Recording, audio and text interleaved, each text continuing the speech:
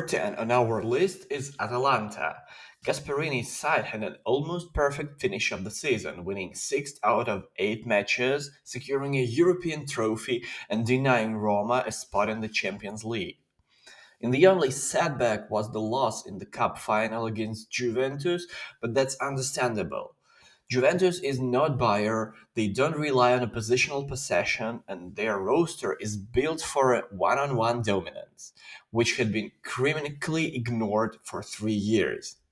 Atalanta lacked the technical and physical superiority in individual duels, and if Scamacca and Kolasinac, who are key players for Gianpiero Gasperini, had played, their chances would have been better.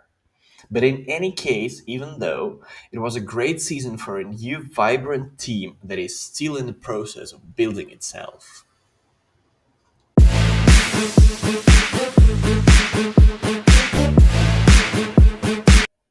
Here is number 9, and one more groundhog season for Borussia Dortmund. A poor first half, a strong second half, and a disappointing decisive match. Then it was the last round of the Bundesliga last year to secure the title.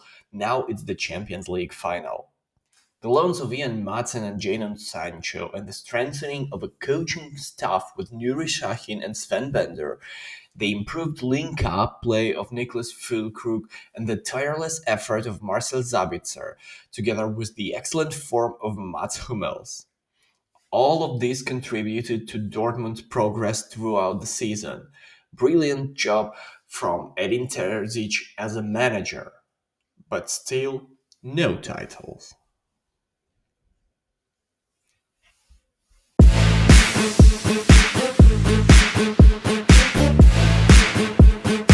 On the eighth spot, I put Barcelona, but this season was extremely controversial for Blaugrana. Definite problems for Laporta and Xavi, but basically the goal achieved. Barcelona secured second place and qualified for the Super Cup. Not the best, but a respectable season, a good one. Xavi has been dismissed. However, it's not a direct result of the outcomes. The formal reason was his interview after Alaves game and defeat to Girona, which highlighted the coach's issues with the man management. But it's quite strange to hear.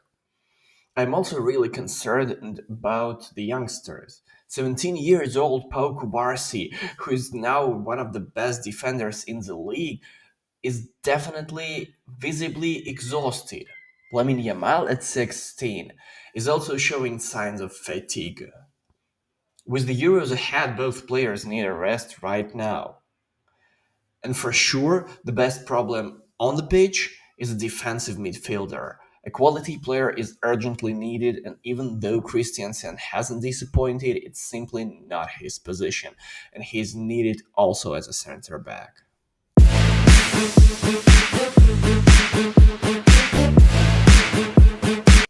Seventh best team in the world this season, and I would put here PSG. League One, the French Cup, and the French Super Cup, it means a hat trick inside the country, all won for the first time. In the Champions League, they were stopped in the semi-finals. That's not a failure, but the draw certainly allowed a final appearance. PSG stumbled against Dortmund. There were many tactical experiments and sterile possession, and Luis Enrique's football is truly dogmatic right now. Perhaps with stronger players in midfield, the game will become bolder, but for now, Enrique's main achievement is getting the team to his firm play style. The question remains about the style itself, but we'll see what happens. Without Mbappe, it would be a different team for sure.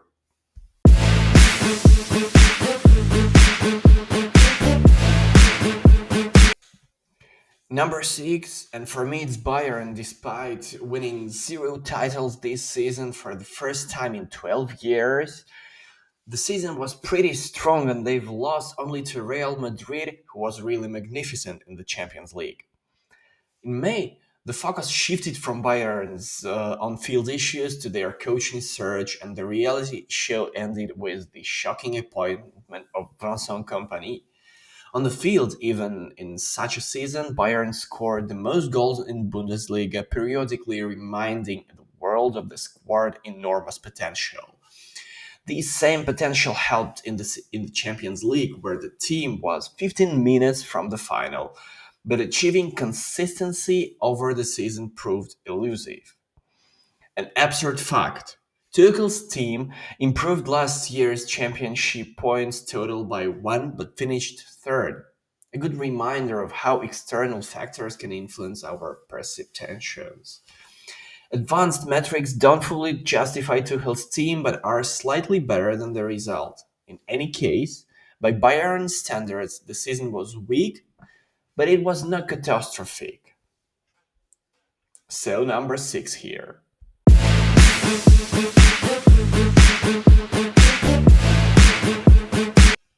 Top 5, we open with Inter Milan.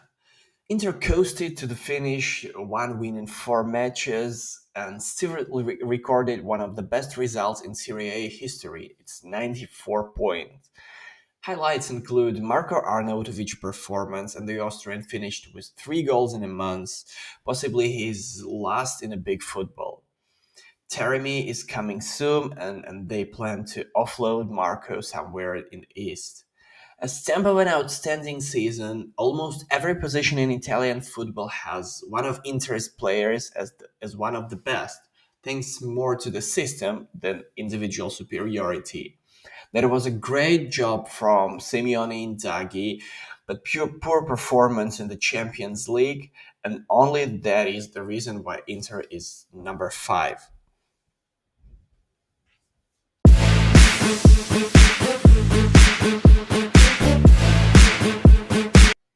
Here we are with number 4, and that's definitely the biggest sensation of the season, Bayer Leverkusen. Xabi Alonso created a great team, but 0-3 against Atalanta in the Europa League's final, yeah, the only defeat of the entire season, but in a key moment, and that's why so low in the ranking, the only reason. It's disappointing that the great streak ended, especially in the title match, but the result was entirely deserved. It was Bayern's worst game of the year, so only number 4. But so high for Bayern, who was fighting for against relegation last season. 51 matches without defeat. Just think about it. 51 matches unbeaten for Bayern. Bundesliga victory, German Cup victory, 2 trophies in a year, as many as in the entire 120-year history of the club. Bayern impressed with the quality of football and incredibly will. The streak will be reminded for a long time, as will their comebacks and powerful positional attacks. Florian Wirtz, at just 20, has become one of the main creators in world football. The incredible Granit Xhaka in midfield and the most prolific wing-backs Alex Grimaldo and Jeremy Frimpong. We now take the straight of Xabi Alonso Bayern for granted. A unique story of progress.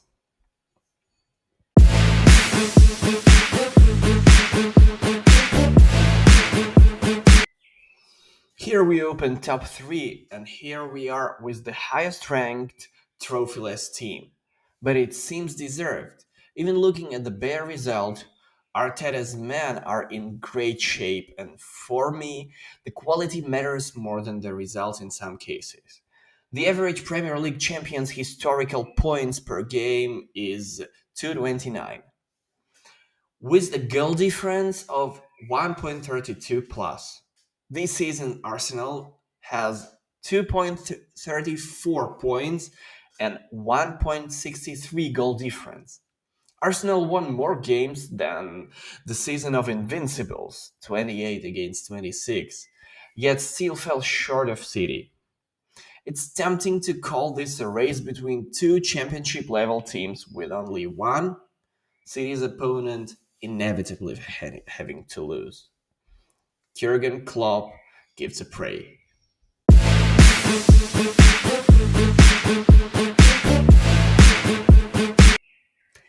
Number 2, and it's Manchester City itself. The team didn't maintain the treble winning level, but it didn't collapse either. Basically, it was not much worse than the previous season, but Real Madrid was simply too good.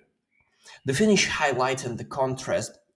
On one hand, another victory in the championship race with Arsenal, and even winning more with more points than a year ago. On the other, a defeat in the cup final to Manchester United, where there was a trophy and much more assured play at Wembley a year ago.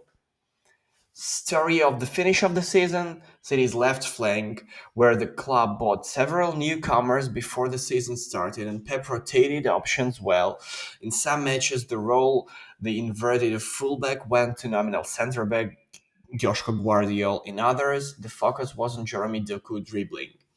Both from the start and during the game, both options were useful and leaving Jack Grealish sidelined. The Englishman played only 10 minutes in May and didn't make it to qualify to the Euros with the English national team.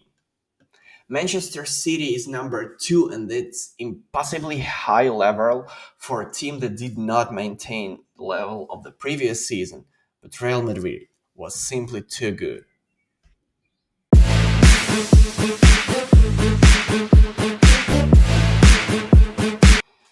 And obviously, number 1, Real Madrid, and one of the best teams in history now. Toni Kroos recently announced his departure, and it sounds like a big problem for this Real Madrid because they truly lack of playmaker. But Real Madrid ended their La Liga season where everything was already clear and won the Champions League. And perhaps it's now more time to ask about the place, not in the world football, but the history. The best team of Carlo Ancelotti, the best team of the 21st century, the best Real Madrid in history. All these cases, the competition is fierce, but they certainly have a claim. This team has it all. Significant achievements with Golden Double, Champions League, and La Liga. Beauty, style, quality, and overcoming obstacles because they shown despite injuries, constant injuries throughout the season. The best characterization? While the world watches the race between Bellingham, Vinicius, and Kroos for the Ballon d'Or, they pass the title of the best player to each other in interviews. Under Ancelotti, the players in the world forget they are the best, enjoy playing for the best team. We'll see what will happen after Mbappe arrival. But the biggest problem I see right now is Toni Kroos' departure.